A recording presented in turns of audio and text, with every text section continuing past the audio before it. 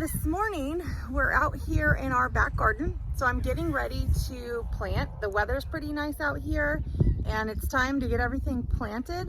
But before I do that, I've got to clean up these garden beds, get some of the weeds out of the way, and just get them ready to get planted. We've got to get all the irrigation set up from last year. So we just let everything go at the end of the season last year, and this is our cleanup effort here. So you can see in this garden bed here, there's quite a bit of weeds, like pretty tall, I don't know, foot tall or so. They've kind of grown. So we did pull out all the plants after last season. So we did that about 2-3 weeks ago. We got all that done. We let them just sit over winter. So when the weather started getting nice, we pulled all the old plants out, like the tomato plants, things like that. We just let them sit there all winter. So now what we're left with in the raised garden beds is just all the weed seed, everything that's sprouted since the weather's been nice. It's been pretty sunny. We've gotten a little bit of rain, not a lot, but just enough that we've got weeds up here in the raised garden bed. So we got to get that all cleaned out. I'll take you over and show you another part of our garden, which is it's not really raised, it's just, let me show you behind me here. So we have a huge garden space where we originally did just some plants right directly in the ground, amended the soil. We didn't have really good luck with that. It was just overrun with weeds. We couldn't keep up with it. So what Gary did is he put some 2x6s around and kind of made just a very small raised bed. So we could put some more compost in there, maybe get some better soil going. So that's what we did last year. So this is our second year planting in that. What you see behind me is a big tarp over it. This is the first year trying to put the tarp over it. So this tarp has been there for 2 weeks. We're hoping that that killed off most of the weed seeds that are there. And then he's gonna go through and we'll take this off and I'll show you what it looks like. He's probably gonna go through and rototill it and we'll get the garden planted here. So typically behind me is where we're gonna plant like corn, some squash, maybe some melons. We had some pumpkin last year. And then the very far back is where I put our green beans. So let me take you over there and show you what that looks like. Okay, so right over here, now these are raised a little higher. You can see on the side, there's two 2x6s stacked on top of each other.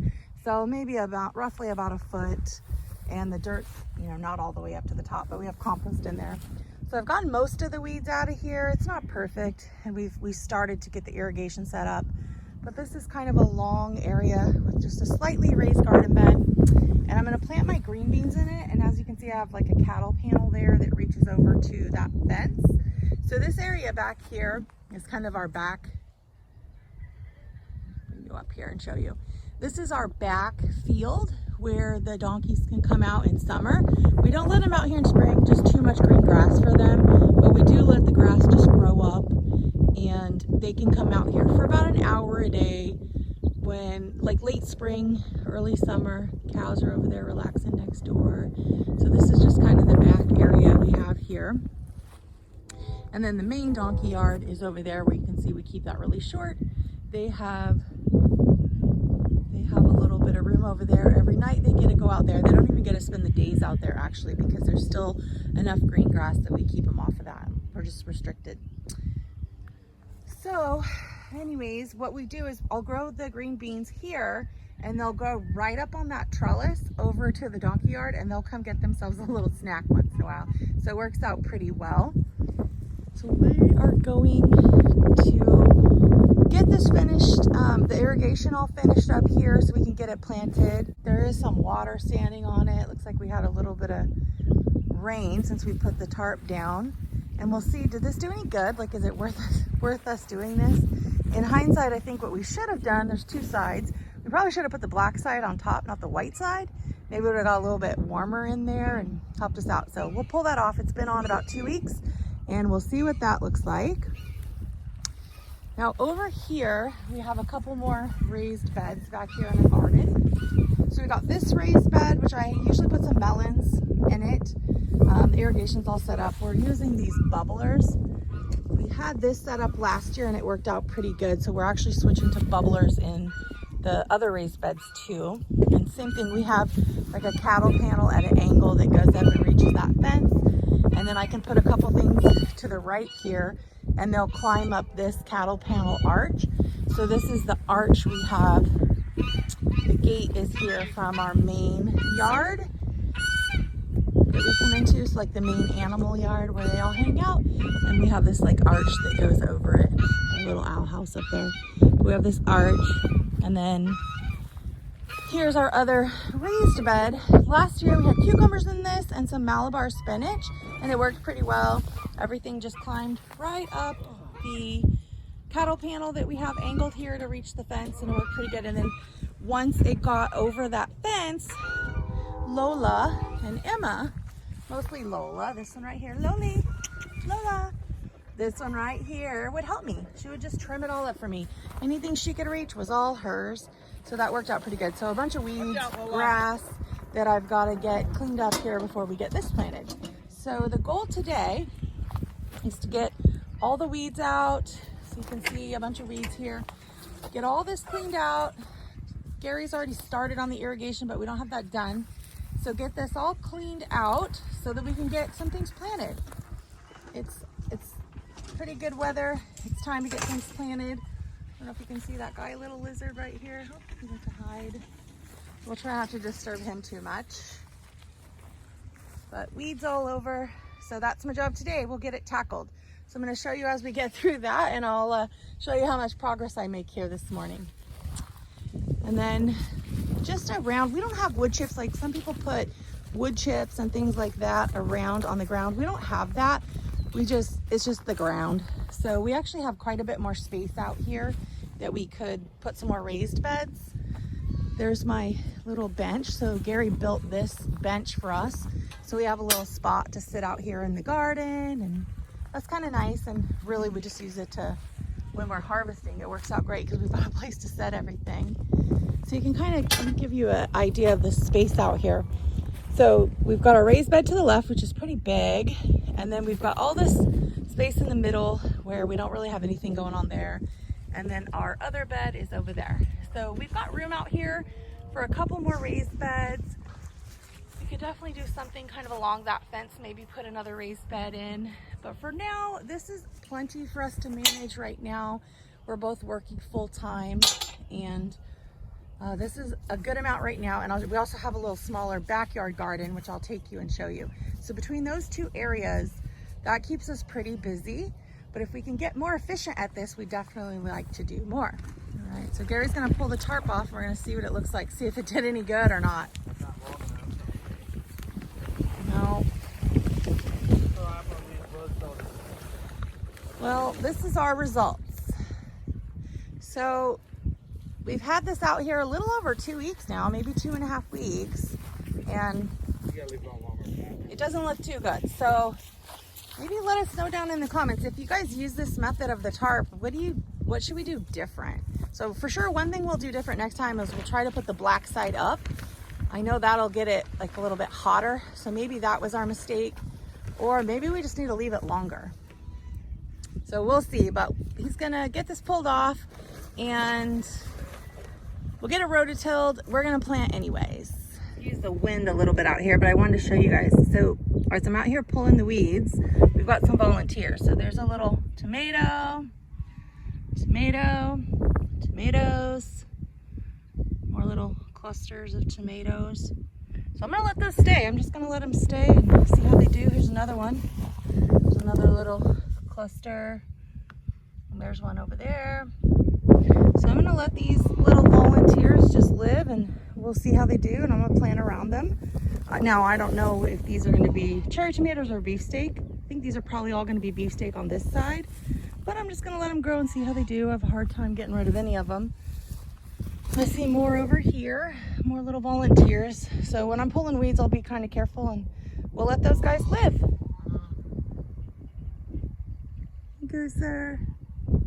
These guys are happy. So these guys are happy. It's a really nice day out here. They're just relaxing in their yard.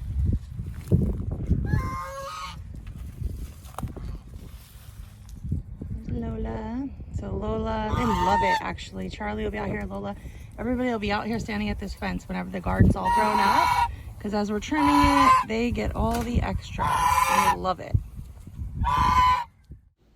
Okay, guys, so it's time to get serious here and get to work. So I started pulling all the weeds. This side of the garden bed was actually not too bad. There weren't too many weeds. It was really pretty easy to get them pulled out and kind of get everything cleared up. Now, there were a lot of volunteer tomatoes on this side, so I was trying to be careful and just let them stay. I do have a bunch of tomato starts in the greenhouse, so I'm sure I have more than enough, but I just didn't want to pull them out, even though they probably weren't perfectly positioned where I wanted to plant them. And I'm sure most of the volunteers, just based on the position they're in, were beefsteak tomatoes because I planted beefsteak on that side.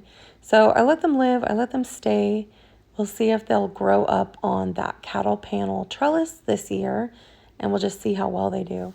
So that kind of just goes to show, even if you don't have a greenhouse, even if you can't start plants maybe in an ideal condition or as early as you might want to indoors, you can just start the seeds outside and you might have some success doing so if the weather's pretty good. So I continued to make some progress. Like I said, that first side wasn't so bad. The back, there was a little bit more weeds in that back side there that I'm working on, but it wasn't too bad until I get around to this side here. Now, when I'm on this side, it probably took just as long to do this one side as it did to do the other two portions of the raised bed. Right? Pretty good. Yeah.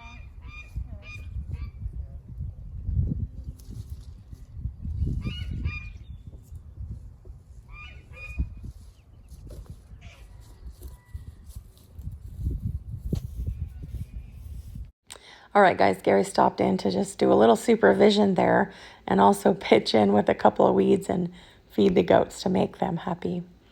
But anyways, I thought I would just share as I was doing this work. So as I'm pulling the weeds in the garden, which is not my favorite task at all, right? When it comes to the garden, this is probably my least favorite task.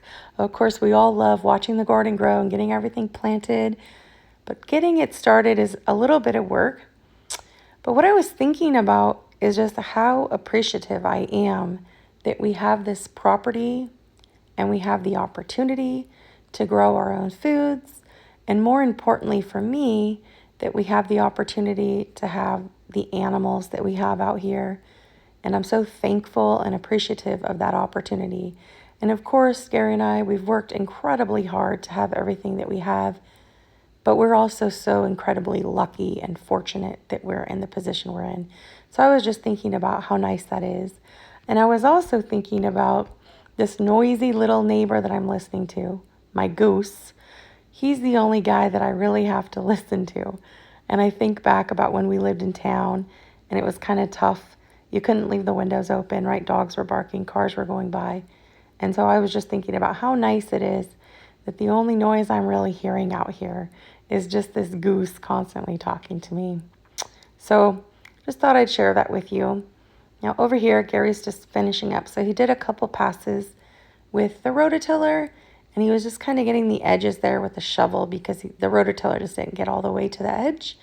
So he did that, and I think he's going to do one more pass here just so we can try to thoroughly get this all turned over. Now, I know some people do like no-till gardens, things like that. You could see our attempt at tarping this off was very unsuccessful.